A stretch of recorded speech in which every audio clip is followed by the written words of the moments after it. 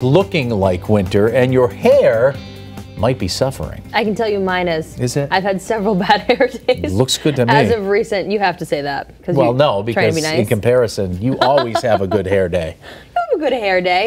Anywho. Anyways, we at Better Western Mass are setting out to find a solution. Brush Salon in East Longmeadow shares with me some changes that we can all make to improve hair health during these colder months. Colder days, snow days, and bad hair days. They'll keep us inside.